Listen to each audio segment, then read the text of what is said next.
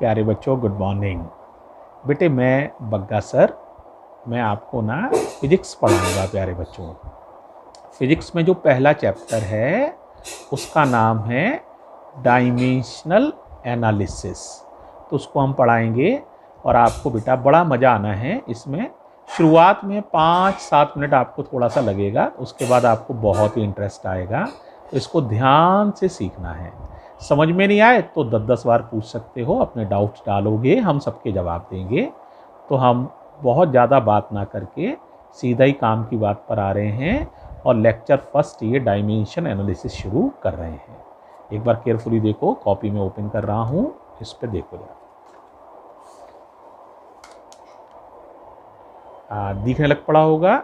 Chapter का नाम देखो ऊपर लिखा हुआ है dimensional analysis, lecture first. Date डली हुई है 27 अप्रैल 2020। देखो बेटे, जो फिजिकल क्वांटिटीज़ हैं उनमें से भी देखो नाम लिखा हुआ, ये पढ़ पा रहे हो? फंडामेंटल फिजिकल क्वांटिटीज़, इनकी बात कर रहा हूँ मैं। तो बेटे फिजिक्स में फंडामेंटल फिजिकल क्वांटिटीज़ 7 हैं। अब एक सवाल ये आता है, सर फंडामेंटल फिजिकल क्वांटिटीज़ का मतलब क्या है? जैसे तुमने देखा होगा इंग्लिश में 26 अल्फ़ाबेट्स हैं, ए से लेके जेड तक 26 अल्फ़ाबेट्स हैं और सारी इंग्लिश इन्हीं 26 अल्फ़ाबेट से मिलकर बन जाती है। इसी तरह से बेटे फिजिक्स में सिर्फ 7 क्वांटिटीज़ हैं, बाकी सारी क्वांटिटीज़ इन्हीं से बनी हैं। जैसे सारे अक्षर इंग्लिश के, जितने भी आप वर्ड्स पढ़ते हैं इंग्लिश के, वो बने तो 26 अल्फ़ाबेट से ही है ना। इसी तरह पूरी फिजिक्स सिर्फ 7 फिजिकल क्वांटिटीज से मिलकर बनी है, इसीलिए इन्हें फंडामेंटल फिजिकल क्वांटिटीज कहते हैं। इनके नाम एक बार देखो, मैं एक एक बार नाम बोल रहा हूँ। देखो ये लिखे हैं, पहला नाम है मास, दूसरा नाम है लेंथ, तीसरा नाम है टाइम, चौथा नाम है इलेक्ट्रिक करंट, पांचवा नाम है टेम्परेचर, सिक्स्थ नेम है ल्यूमिनियस इंटेंसिटी, LUMINIOUS, ये स्पेलिंग से ल्यूमिनियस की इंटेंसिटी। सिक्स्थ नाम है क्वांटिटी ऑफ सबस्टेंस। तो ये 6-7 हमारी जो हैं फंडामेंटल फिजिकल क्वांटिटीज़ हैं। अब बेटे इनकी यूनिट से तुम जानते हो, एम के एस का मतलब होता है, एम माने मीटर, जैसे लेंथ की यूनिट मीटर होती है, के माने किलोग्राम, एस माने सेकंड। अब इसके अलावा एम के एस का एक और नाम होता है SI, स्टैंडर्ड इंटरनेशनल यूनिट्स। तो देखो बड़ा आसान है, कहने में लग रहा है बड़ा ही आसान है। जैसे बताओ मास की यूनिट क्या होती है भाई? किलोग्राम। लेंथ की यूनिट क्या होती है? मीटर। टाइम की यूनिट क्या होती है? सेकंड। करंट की क्या होती है? एम्पियर। याद आ गया होगा बेटा। टेम्परेचर की यूनिट सुनो, केल्विन। ल्यूमिनियस इंटेंसिटी की होती है कैंडेला। ये वर्ड कैंडल से लिया गया है, कैंडल से रोशनी पैदा होती है, तो स्टैंडर्ड एक कैंडल थी, उसी की रोशनी को एक कैंडेला कहा जाता है। क्वांटिटी ऑफ सबस्टेंस को नापते हैं मोल में। ये आपको थोड़ा सा ध्यान करना है शुरू में, बस उसके बाद आपको बहुत अच्छे से समझ में आएगा बेटा। तो ये सारी यूनिट याद हो गई। अच्छा बताओ, मास की यूनिट किलोग्राम, सही। लेंथ की मीटर, बिल्कुल सही। टाइम की सेकंड, करेक्ट है। करंट की बताओ, एम्पियर, सही है। टेम्परेचर की बताओ, kelvin, very good. Luminous intensity की बताओ, अच्छा नहीं है ये, कैंडेला, सही है। क्वांटिटी ऑफ सबस्टेंस की बताओ, मोल, ये भी सही है। अब देखो बेटा, इनके लिए ना हर चीज़ के लिए एक डायमेंशन है। तो डायमेंशन देखो, दुनिया का कोई भी मास हो तो फिजिक्स में उसकी डायमेंशन m है। कोई भी लेंथ हो, लेंथ का मतलब लेंथ, ब्रेथ, हाइट, डिस्टेंस, जिसे भी मीटर में नापा जा सकता है, वो हर चीज़ हमारे लिए L है। दुनिया का कोई भी समय हो वो हमारे लिए T है। करंट है तो उसे A से लिखते हैं। टेम्परेचर है तो उसे K से लिखते हैं, K माने केल्विन। और ल्यूमिनियस इंटेंसिटी है तो कैंडेला, सी के साथ छोटा डी बनाना है कैंडेला, और मोल के लिए लिखना है MOL, ई नहीं लगाना है डायमेंशन लिखते समय, और हर डायमेंशन को बिग ब्रैकेट में लिखा जाता है। अब बताओ मास के लिए क्या लिखोगे, M, मास का पहला अक्षर M है। लेंथ के लिए क्या लिखोगे, कैपिटल L। टाइम के लिए कैपिटल T। इलेक्ट्रिक करंट के लिए एम्पियर है ना तो A। टेम्परेचर के लिए केल्विन है, यहाँ से ले लो K। कैंडेला के लिए C और D इस तरह से लिया गया है। मोल के लिए MOL, ई नहीं लेना है बेटा। ये हो गई हमारी डायमेंशंस। अभी इनके बहुत यूज़ आएंगे, बहुत ही अच्छा चैप्टर है। जैसे तुम पढ़ते जाओगे तुम्हें बहुत इंटरेस्ट आने वाला है, धीरे धीरे इंटरेस्ट शुरू हो जाएगा, ठीक है। अब देखो बेटे, इनसे ना हम बाकी चीज़ों की डायमेंशंस निकाल सकते हैं, क्योंकि फिजिक्स में बहुत सारी क्वांटिटीज़ हैं। तो देखो उनमें से आज मैं आपको करीब करीब 12 डायमेंशंस आज निकाल के दिखाऊंगा। इन्हें आपको कल याद भी करके रखना है। आज का लेक्चर मैं ज़्यादा लंबा नहीं दूंगा बेटा, एक शॉर्ट लेक्चर ही दूंगा। तो 12 डायमेंशंस हम लोग कैलकुलेट करेंगे। तो ज़रा उन्हें देखो, बड़ी आसान है, आराम से समझ पाओगे। तो देखो बेटे, सबसे पहले हम कैलकुलेट कर रहे हैं एरिया की डायमेंशन। अब एरिया का फॉर्मूला याद है? अच्छा बताओ क्या होता है। एरिया को ए से लिख दे रहे हैं, ये होता है लेंथ इंटू ब्रेथ, याद आ गया होगा। L इंटू बी, सभी को याद है। अब बताओ लेंथ को किस में नापोगे। लेंथ को मीटर में नापा जा सकता है, तो L लिखोगे डायमेंशन। ये L की डायमेंशन है, बड़ा L। लेंथ को मीटर में नापा जाता है, ब्रेथ को भी मीटर में नापा जाता है।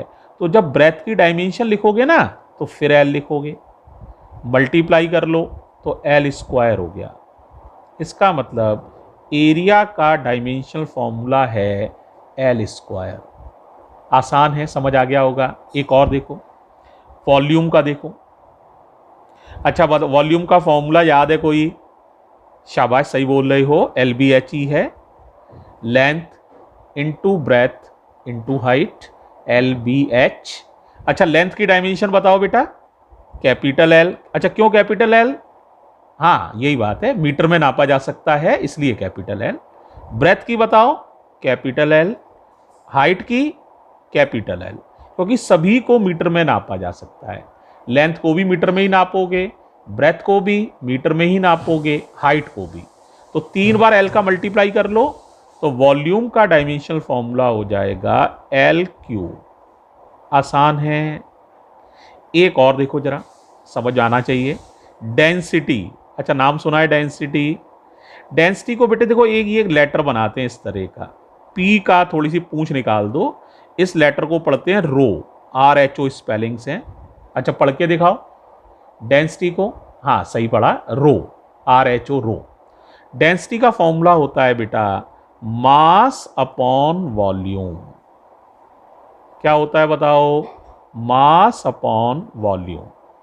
अब बताओ मास का डायमेंशनल फॉर्मूला, मास का M, बिल्कुल सही है। वॉल्यूम का भी निकाला था, याद करो क्या था? सही, L3, बिल्कुल सही है। अब बताओ डेंसिटी का क्या हो जाएगा, हिसाब लगा के बताओ। सही जवाब ML। ये 3 पावर ऊपर जाएंगी ना, क्या होगा बताओ? पावर का निशान बदल जाएगा। ML की पावर 3, जब L की पावर 3 ऊपर जाएगा तो ML raise to the power -3। अच्छा तीनों डायमेंशन याद हो गई, सुनाओ। एरिया की बताओ, L स्क्वायर। वॉल्यूम की क्या बोल रहे हो? L3, सही बोल रहे हो बेटा। अच्छा डेंसिटी की बताओ। सही जवाब ML की पावर -3। तीनों जवाब सही हैं, शाबाश। अब चौथी चीज को देखो बेटा, देखो बेटे नए पेज पे आ रहा हूं। 4th चीज की डायमेंशन निकालने हैं। 4th है स्पीड या वेलोसिटी। स्पीड कह लो या कह लो वेलोसिटी, और माने या। स्पीड और वेलोसिटी किस लेटर से लिखोगे? V से। कोई फॉर्मूला याद है स्पीड का? बताओ, पढ़ा हुआ है तुमने? हाँ हाँ सही है, चल जाएगा, डिस्टेंस अपॉन टाइम। अच्छा बताओ डिस्टेंस को कैसे नापोगे भाई, मीटर में ही तो नापोगे, तो मीटर का मतलब L। कोई भी चीज़ जो मीटर में नापेंगे वो लेंथ है, उसकी डायमेंशनल फॉर्मूला L है, और टाइम का T। इस T को ऊपर ले जाओ, T की पावर यहाँ कितनी मानोगे 1, ऊपर जाएगा तो -1, तो ये हो जाएगा L T की पावर -1। अच्छा ये बात तो बेटा तुम्हें पता है ना, ऊपर जाने से पावर का साइन, पावर का निशान चेंज हो जाता है, और कोई पावर ना लगी हो तो 1 मानते हैं, ऊपर जाएगा तो ये पावर हो जाएगा -1। तो बताओ वेलोसिटी का डायमेंशनल फॉर्मूला क्या हुआ, L T की पावर -1। Very good. अब देखो बेटे फिफ्थ ले रहे हैं, फिफ्थ ले रहे हैं एक्सीलरेशन। अच्छा नाम सुना है, एक्सीलरेशन को ए से लिखते हैं, या acceleration due to gravity, acceleration due to gravity. अच्छा किस लेटर से लिखते हैं बताओ, स्मॉल जी। न्यूमेरिकल भी शायद तुमने किए हैं 9th-10th में, स्मॉल जी की वैल्यू होती थी 9.8 मीटर पर सेकंड स्क्वायर, वही वाला। अच्छा फॉर्मूला याद है एक्सीलरेशन का, बहुत अच्छे बच्चे हो, कई बच्चे इसमें बहुत ही ब्रिलियंट हैं, बताओ एक्सीलरेशन का फॉर्मूला। हाँ सही बोल रहे हो, change in velocity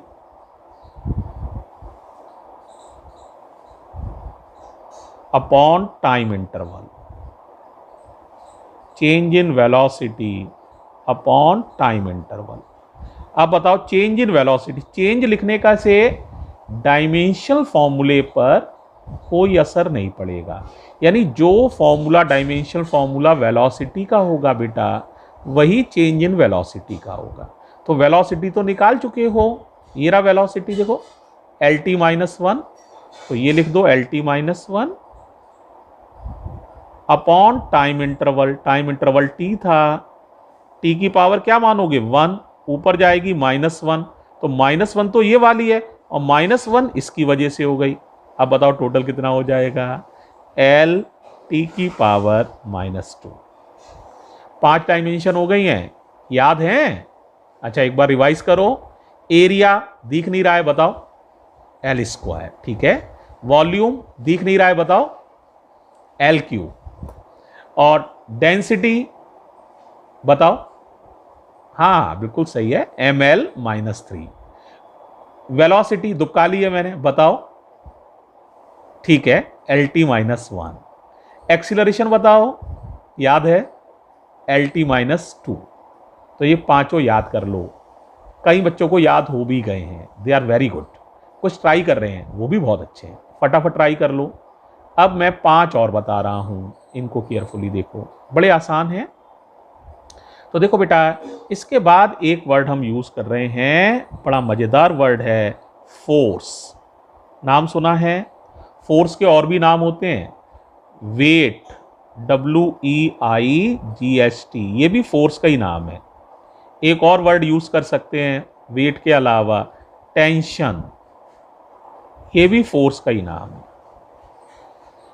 thirst THURST, thirst, ये भी फोर्स का ही नाम है।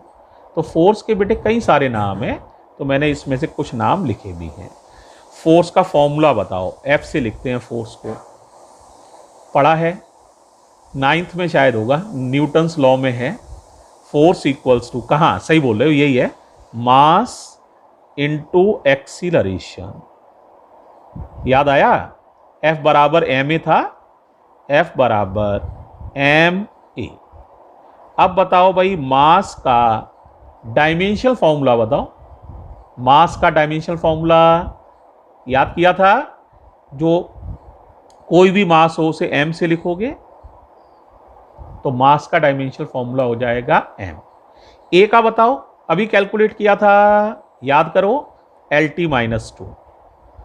अब बताओ फोर्स का डायमेंशनल फॉर्मूला क्या हो गया प्यारे बच्चों, हाँ याद कर लो, इंपॉर्टेंट है यार बहुत ही, ml T -2। अगला चले, फोर्स का याद हो गया, mL_T-2। 7th नंबर पे आ रहा हूं, ध्यान से देखो जरा। फोर्स के बाद एक और निकालने हैं वर्क। वर्क के भी कई नाम है बेटा, वर्क कह लो, एक और नाम होता है एनर्जी। एनर्जी में कोई बच्चा कह सकता है काइनेटिक एनर्जी, ये ऑब्लिक लगे हुए, ऑब्लिक माने या। पोटेंशियल एनर्जी एक और नाम होता है, ये तुमने शायद कम सुना होगा, टॉर्क, TORQUE। ये सब एक ही डायमेंशनल फॉर्मूला है। Work, energy, kinetic energy, potential energy, torque. तो जरा देखो क्या फॉर्मूला है बेटा। वर्क होता है force into displacement, force into displacement. अब बताओ फोर्स का बता पाओगे? 6 नंबर पर था ये वाला, mL_T-2 वाला, अभी निकाला था बेटा। तो mL_T-2। डिस्प्लेसमेंट एक तरह की मीटर में नापा जाएगा, और हर चीज जो मीटर में नापी जाती है डायमेंशनली वो L है, तो ये L लिख दो। अब हिसाब लगाओ, L की पावर यहाँ 1 है, यहाँ पर भी 1 है, तो L की पावर कितनी हो जाएंगी? 2। तो ये हो जाएगा mL_T-2।